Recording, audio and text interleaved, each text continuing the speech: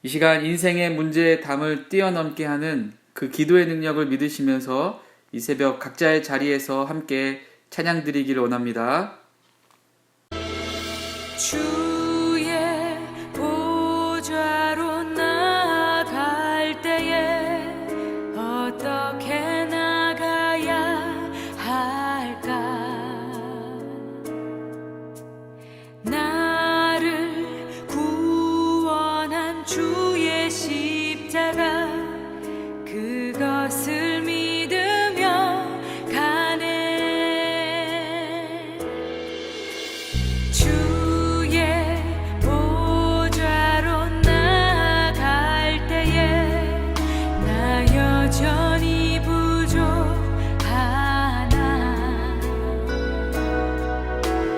나를 품으신 주의 그 사랑 그것을 믿으며 가네. 자격 없는 내 힘이 아니 오직 예수님의 보혈로. 자격 없는 내 힘이 아니 오직 예수님의 보혈로.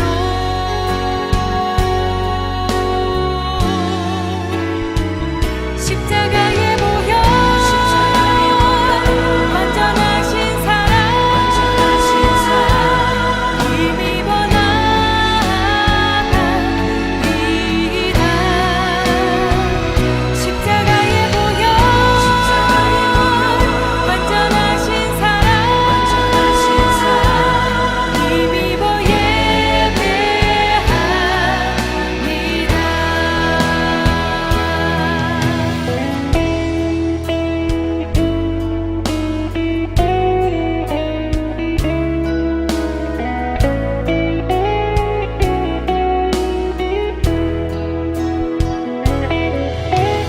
자격 없는 내 힘이 아니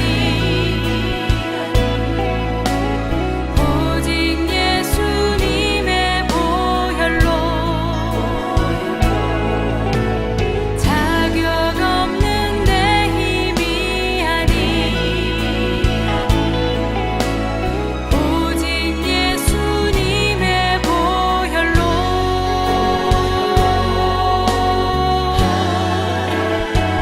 십자가의 보혈 완전하신 사랑 힘입어 나아가리라. 십자가의 보혈 완전하신 사랑 힘입어 예배하리라.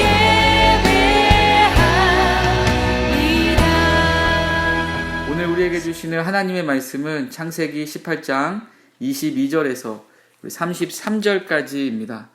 다 함께 각자의 자리에서 봉독하도록 하겠습니다. 시작. 그 사람들이 거기서 떠나 소돔으로 향하여 가고 아브라함은 여호와 앞에 그대로 섰더니 아브라함이 가까이 나아가 이르되 주께서 의인을 악인과 함께 멸하려 하시나이까. 그 성중에 의인 50명이 있을지라도 주께서 그곳을 멸하시고 그 50 의인을 위하여 용서하지 아니하시리이까. 주께서 이같이 하사 의인을 악인과 함께 죽이심은 부당하오며 의인과 악인을 같이 하심도 부당하나이다. 세상을 심판하시는 이가 정의를 행할 것이 아니니이까. 여호와께서 이르시되 내가 만일 소돔성 가운데에 의인 50명을 찾으면 그들을 위하여 온 지역을 용서하리라. 아브라함이 대답하여 이르되 나는 티끌이나 재와 같사오나 감히 주께 아뢰나이다. 50의인 중에 5명이 부족하다면 그 5명이 부족함으로 말미암아 온 성읍을 멸하시리이까. 이르시되 내가 거기서 45명을 찾으면 멸하지 아니하리라. 아브라함이 또 아뢰어 이르되 거기서 40명을 찾으면 어찌하려 하시나이까. 이르시되 40명으로 말미암아 멸하지 아니하리라. 아브라함이 이르되 내 주여 노하지 마시옵고 말씀하게 하옵소서. 거기서 30명을 찾으면 어찌하여 하시나이까? 이르시되 내가 거기서 30명을 찾으면 그리하지 아니하리라. 아브라함이 또 이르되 내가 감히 내 주께 아뢰나이다. 거기서 20명을 찾으면 어찌하려 하시나이까? 이르되 내가 20명으로 말미암아 그리하지 아니하리라. 아브라함이 또 이르되 주는 노하지 마옵소서. 내가 이번만 더 아뢰리이다. 거기서 10명을 찾으면 어찌하려 하시나이까? 이르시되 내가 10명으로 말미암아 멸하지 아니하리라. 여호와께서 아브라함과 말씀을 마치시고 가시니 아브라함도 자기 곳으로 돌아갔더라. 아멘. 이 시간 기도는 복의 근원이다라고 하는 제목으로 담임 목사님께서 말씀을 전해 주실 때 큰 은혜 받으시기를 바랍니다. 할렐루야. 자, 우리 추석절 연휴를 이제 가정에서 보내시는 여러분들이 우리가 연휴를 보내는 가운데 있다 하더라도 우리가 매일 드리는 새벽 기도회는 지속되어야 됩니다. 그래서 여러분들 변함없이 또 오늘도 이 비대면 새벽 기도에 참여하는 여러분들 모두에게 정말 하나님께서 그 풍성한 은혜가 더하여 지기를 믿습니다. 자, 오늘 아침에는 한번 따라합시다. 기도는 복의 근원이다. 이 기도는 사단이 모르는 힘이 바로 기도입니다. 미국의 초대 대통령 그 조지 워싱턴이 그 장군 시절에 그 미 의회에 출석해서 연방군대 창설에 관하여서 이제 논의를 하고 있었을 때였습니다. 한 의원이 그 연방 군인의 수를 3,000명 이내로 할 것을 제안을 했습니다. 군인을 너무 많이 두면은 그 예산이 빠듯하고 또 그것은 불필요한 것이니 우리 연방군을 3,000명 이내로 하자라고 그렇게 제안을 했습니다. 그래서 의장이 그 워싱턴 장군에게 의견을 물어봤습니다. 그때 이 워싱턴의 대답은 이렇습니다. 예, 그 제안은 좋은 의견입니다. 하지만 그 경우에 미국에 쳐들어오는 적들도 3,000명 이내라고 하는 것이 그것이 그 조항도 함께 결의가 되어야만이 될 것입니다. 적이 세면 우리도 세야 되는 겁니다. 오히려 우리가 적보다 더 세야 되는 겁니다. 그렇기 때문에 한마디로 3,000명으로 제한한다는 것은 그것은 우리가 더 세지 못하다는 그런 말이죠. 그래요.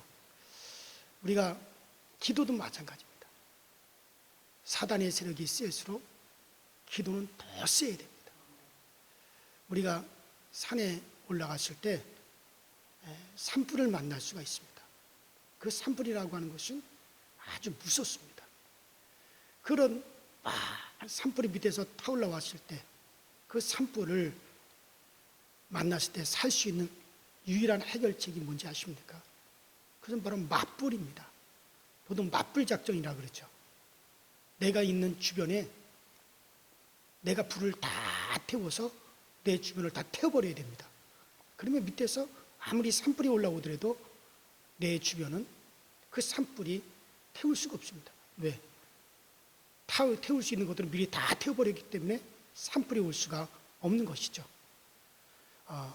사단의 공격이 그 불 화살을 당길 때 유혹의 커다란 불길이 우리에게 덤벼들 때 우리는 더 큰 기도의 불, 성령의 맞불을 지펴야 승리할 수가 있습니다.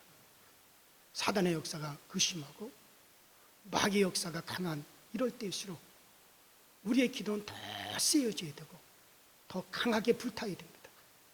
그런데 요새 그런 기도의 불길이 불타지 않은 것을 보면 참으로 안타깝습니다. 지금 우리 시대, 우리 교회, 우리 가정에 가장 필요한 것이 뭡니까? 그것은 바로 기도의 능력, 바로 기도의 능력을 그것을 회복하는 것이죠.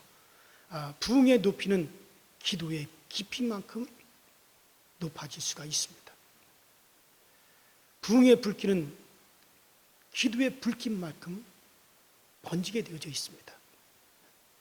두세 사람이 함께 모여 기도할 때 우리 주님께서도 분명히 나도 거기에 너희와 함께 있겠다고 우리에게 약속하셨습니다. 우리가 이 땅에서 살면서 누리는 가장 큰 축복이 뭡니까? 하나님 우리와 함께 하시는 거예요. 그런데 우리 두세 사람이 모여서 합심해서 기도할 때, 그럴 때 우리 주님이 함께 하신다고 약속하셨습니다. 임진왜란 때 일이에요. 그 임진왜란 때 일인데 일본의 장수 가능청정이라는 사람이 그 백두산에서 큰 호랑이 한 마리를 생포를 했습니다.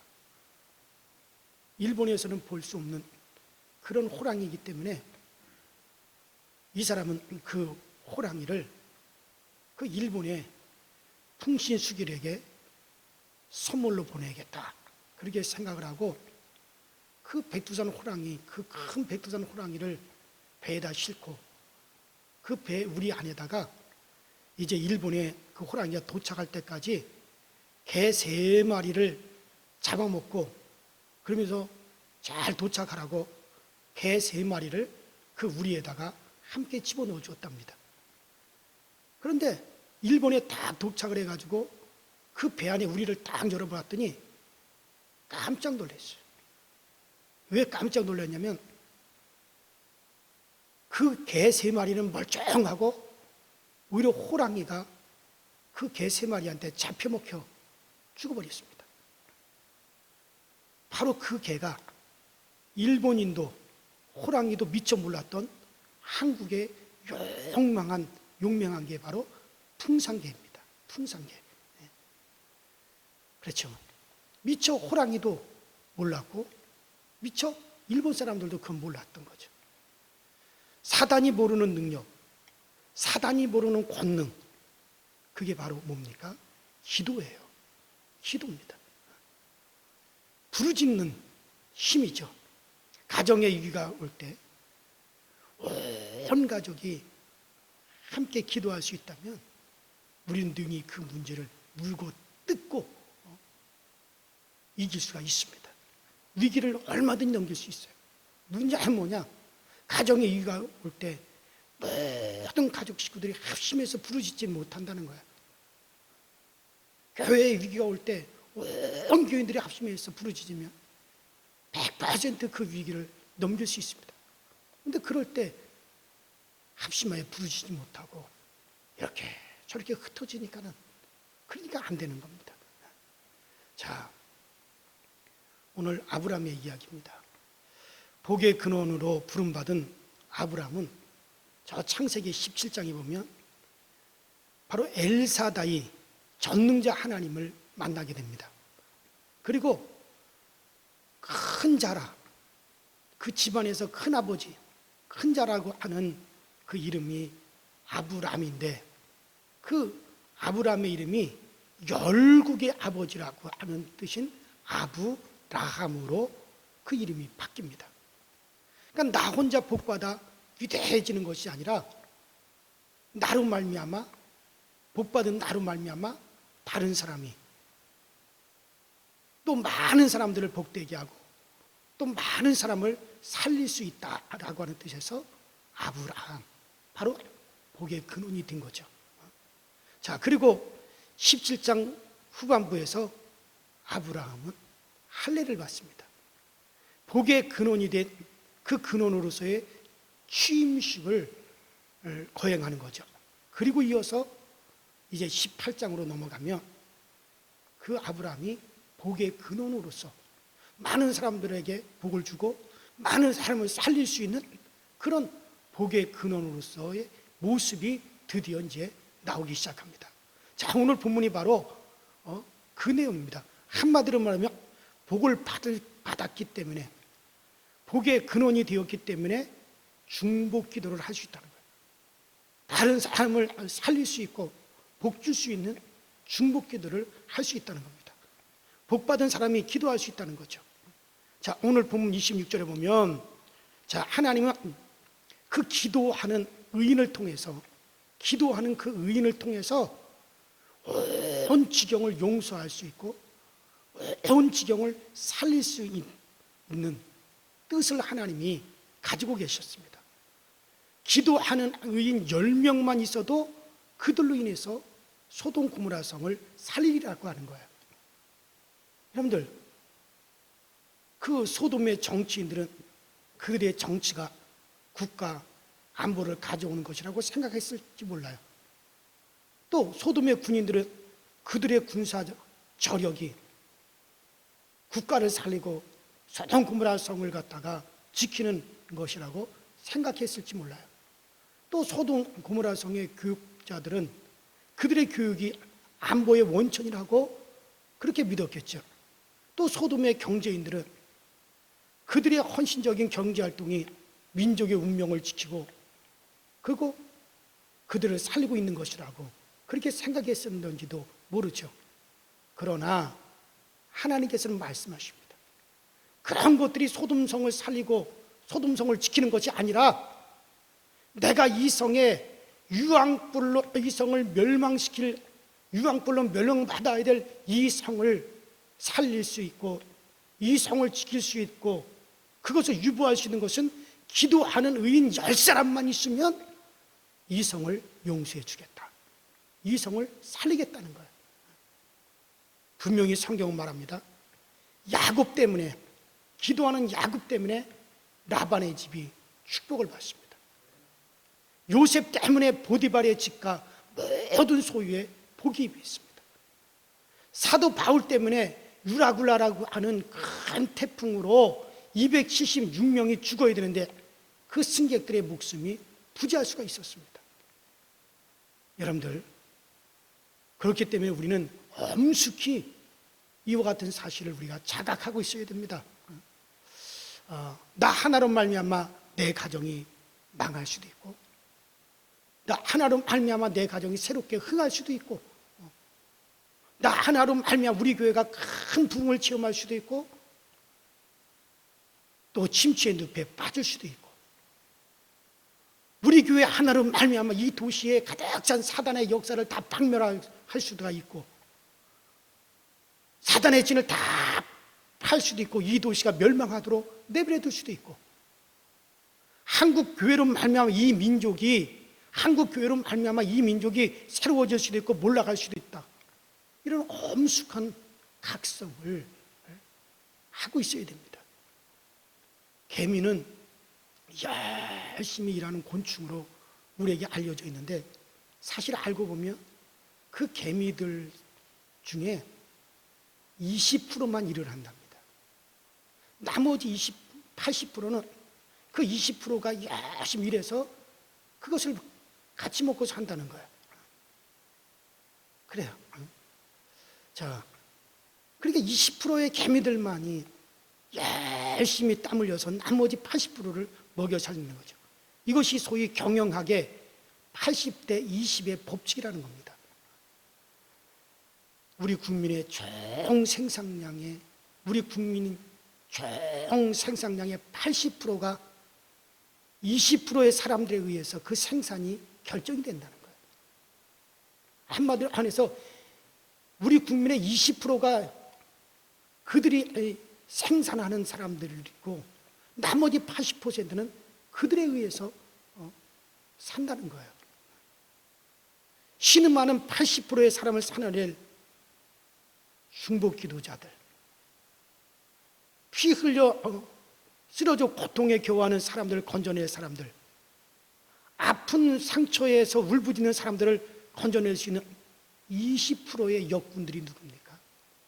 기도하는 사람들이에요. 그러니까 우리 교회가 추석교인이 지금 700명인데 그 700명 중에서 20%는 몇 명이야? 약 한 150명에서 200명의 사람. 그러니까 우리 교회에서 200여 명의 기도의 역군들이 있으면 그들로 인하여서 나머지 80%가 하나님의 은혜를 누리고 복을 받으며 살 수가 있는 거야. 그래서 이 교회의 운명은 그 20%의 기도의 역군을 확보하느냐 확보하지 못하느냐 거기에 달린 겁니다. 그래요. 바로 그 20%의 역군들을 우리 교회가 어떻게 확보하느냐 하는 것이 우리 강서절교회 미래의 승패를 가름한다고 볼 수가 있습니다. 자, 저는 오늘 지금 아브라함과 여호와의 사자 사이에서 소돔 고모라 성을 놓고 기도하는 그 내용, 이 본문을 읽었을 때 저는 정말 한 가지 안타까움과 아쉬움을 느껴요. 자, 아브라함과 여호와의 사자의 씨름이 계속 되어지는데 아브라함이 하나님께 이렇게 기도합니다. 하나님은 선하십니다. 하나님은 영혼을 불쌍히 여기십니다. 자, 그런 하나님이신데 의인 50명이 있으면 그 의인 50명을 인하여서 저 소돔 고모라 성의 수십만 명의 사람들을 멸망을 시키시겠습니까? 하나님이 아니다. 의인 50명만 있어도 내가 그 의인 50명을 인하여 소돔 고모라 성을 멸망시키지 않고 저들을 내가 살려주겠다. 그러니까 이번에는 거기서 5명만 빼면 어떻습니까? 하나님, 의인 45명만 찾으면은 그러면 의인 45명을 인하여 멸망시키지 않겠습니까? 그래, 45명만 있어도. 그러니까 하나님, 내가 이렇게 말한다고 화 좀 내지 마시고 내가 한 번만 더 얘기하겠습니다. 40명이면 어떻겠습니까? 그리고 또 나중에 또 뭐라 그럽니까? 하나님, 화내지 마시고 저를 긍휼히 여겨서 한 번만 더 말하겠습니다. 30명이면 어떻습니까? 하나님, 제가 한 번만 더 말씀드리겠습니다. 20명만 있으면 어떻겠습니까? 그 다음에 또 줄죠. 하나님, 내가 이번 딱 한 번만 말하겠사오니 저에게 화내지 마시고 노하지 마시고 한 번만 더 들어주십시오. 저 소돔성에 의인 10명만 내가 찾으면 그 10명을 인하여서도 소돔성을 멸망하지 않고 살려주시겠습니까? 그래, 10명만 찾아라. 그러면 내가 그 10명, 기도하는 의인 10명을 인하여 소돔성을 멸하지 않고 내가 사해주겠다. 자, 그러면 왜 여기서 10명에서 아브라함이 끝나느냐는 얘기예요. 마지막으로 하나님, 5명만 있으면 또 더 나가서 하나님, 기도하는 의인 한 명만 있으면 그 한 명을 인하여 이 성을 사하여 주시지 않겠습니까? 기도하는 한 사람을 인하여 소돔과 고모라 성을 용서해 주실 수는 없으십니까? 그랬더라면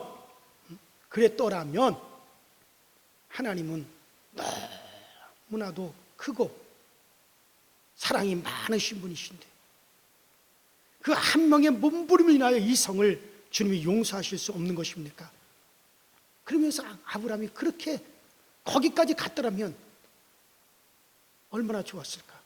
왜 여기 마지막 자리까지 아브라함이 기도하지 못했는지 저는 이 본문을 읽을 때마다 거기서 참 아쉬움이 남습니다. 정말 아쉬움. 그러면 하나님께서 분명히 이렇게 말씀하셨을 거예요. 내가 기도하는 정말 애타게 이 소돔성을 위해서 기도하는 의인 한 사람이라도 있으면 그 한 사람이 인하여 내가 이 소돔성을 멸망하지 않고 그들을 살려주겠다. 저는 그렇게 하나님께서 말씀하셨을 것이라고 생각이 듭니다. 왜 그러냐? 그 근거가 어디 있느냐? 근거가 분명히 있어요. 자, 에레미야 5장 1절에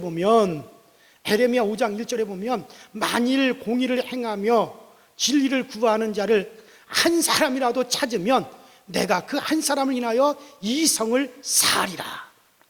하나님이 그렇게 말씀하셨다고요. 하나님은 정말 기도하는 의인 한 사람만이라도 찾으면 그 한 사람을 인하여서 이 성을 내가 용서하고 사하리라. 그렇게 말씀하셨어요. 의인 한 명을 찾으면 진리를 구하는 사람, 전능하신 하나님의 이름을 부르며 그를 찾는 한 사람을 찾아내면 내가 이 성을 용서하리라, 사하리라. 이게 바로 하나님의 마음이라는 거예요. 그래요. 기도는 마지막 한 명까지 계속 되어야 되는 것이 아니겠어요? 그런데 아브라함이 왜 10명에서 멈췄는가? 자, 거기 창세기 18장 32절에 보면 아브라함이 또 가로되 주는 노하지 마소서 내가 이번만 더 말씀하리이다. 그러면서 자, 아브라함은 하나님과 계속 기도로서 대화하면서 이 똑같은 말을 계속 이제 되풀이합니다. 그러니까 아브라함은 하나님께서 소돔성에 그 롯을 구하려고 이 아브라함이 하나님께 잦은 요청을 하는 것을 두고 하나님의 마음도 자기 마음처럼 똑같이 짜증낼까? 하나님의 마음도 자기 마음과 똑같아서 화를 내실까? 그렇게 생각을 했습니다. 여러분들, 그런데 우리가 잘 알아야 되는 것은, 또 우리가 실수하지 말아야 되는 것은 하나님도 내 마음과 같은 줄로 알고 있다는 거예요. 하나님은 내 마음과 달라요. 아브라함의 마음은 내가 똑같이 하나님 앞에 50명, 45명, 40명, 30명, 20명, 10명 이렇게 계속 하나님께 요청을 했기 때문에 하나님께서 짜증낼 것이다, 화를 낼 것이다, 진노하실 것이다. 아브라함은 그렇게 생각하고 10명에서 그만 멈췄어요. 그 다음에 5명, 그 다음에 1명까지 더 내려갔어야 되는데 그만 거기서 멈췄어요. 거기서 그의 기도가 거기서 멈췄기 때문에 거기까지만 허용이 돼버리고 만 거예요. 그의 기도가 거기서 멈추지 않고 계속해서 마지막 1명까지 내려갔더라면 나는 소돔성을 하나님이 그 한 사람을 인하여 살렸을 것이라고 생각이 듭니다. 자, 아브라함은 그만 하나님의 마음도 자기 마음과 같을 것이다. 그것이 실수였죠. 여러분들, 사람들은요, 하나님도 내 마음 같은 줄 아는데 그건 착각이에요. 어떤 체면, 염치, 자존심, 부끄러움 이런 것들은 전능하시며 또 사랑이신 하나님께 나가는데 엄청난 방해가 되는 이런 인간의 양심에서 나온 것들이, 믿음은 내 양심에서 나오는 게 아닙니다. 믿음은 내 마음에서 나오는 모든 것을 다 부인하고 이것을 넘어서 하나님께로 나가는 것이 그게 믿음이란 말이에요. 그게 믿음이라는 거예요. 그리고 구할 것은 구해야 됩니다. 나의 기도가 복의 근원이에요. 아브라함은 복의 근원이기 때문에 그 아브라함은 많은 사람들을 복되기도 할 수 있고 많은 사람들을 살릴 수도 있는 그런 복의 근원이에요. 아브라함은 그런 복의 근원이기 때문에 아브라함은 이제 그가 중보함으로써 많은 사람을 살릴 수 있었어요. 또 많은 사람을 살렸고, 그런 아브라함이 끝까지 그 한 사람까지 계속해서 그 기도가 이어졌어야 되는데 그러지 못한 것이 참으로 안타깝죠. 그래요. 여러분들, 우리의 기도는 바로 그 한 사람까지 계속해서 이어져야 되는 겁니다. 중간에 포기하면 안 되는 겁니다. 내가 하나님 앞에 기도를 쉬는 죄, 그것이 무서운 죄라고 하는 것을 알아야 됩니다. 내가 내 가정을 위하여 기도하기를 쉴 때 내 자녀들이 방황하게 됩니다. 내가 내 남편을 향하여 기도하는 것을 쉴 때 우리 남편이 좌절하게 되는 겁니다. 내가 내 친구들의 이름을 부르며 기도하게 될 때 그 친구들이 죽기로 돌아옵니다. 내가 내 친구들을 위하여 기도하기를 멈추는 죄, 그것이 무서운 죄악입니다. 내 나라와 내 민족을 위하여 기도하기를 멈추는 것, 그것이 무서운 죄악입니다. 그래서 사무엘 선지자는 뭐라고 했습니까? 내가 이 민족을 위해서 내가 기도하는 기도 쉬는 죄를 범치를 않겠습니다. 기도를 쉬는 것은 왜? 그 기도로서 많은 사람을 살릴 수 있는데, 그런데 그 기도를 쉬는 것은 무서운 죄라고 그렇게 말을 하고 있습니다. 성도의 최고의 사역은 교회의 비전과 과제를 위해서 기도하는 겁니다. 주의 종을 위해서 기도하는 것입니다. 여러분들, 6.25 전쟁 때 유엔에서 안전보장 이사회가 열렸습니다. 풍전등화와도 같은 한국의 유엔군 파병을 결정하는 그런 회의였습니다. 유엔 안전보장 이사회 국가 그 6개로 이루어졌는데 그 중에 한 나라라도 반대하면 유엔군을 한국에 파병할 수가 없습니다.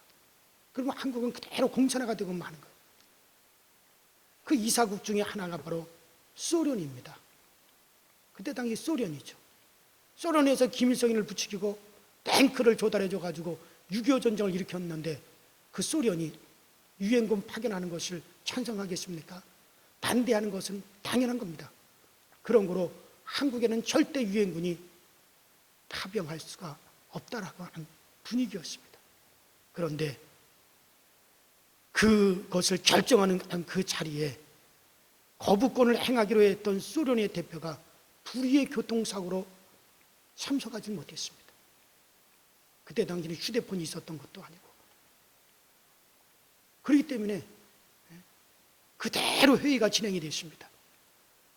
그래서 그 자리에 소련 대표가 참석하지 못했기 때문에 한국에 유엔군을 파병하기로 결정하게 되었습니다.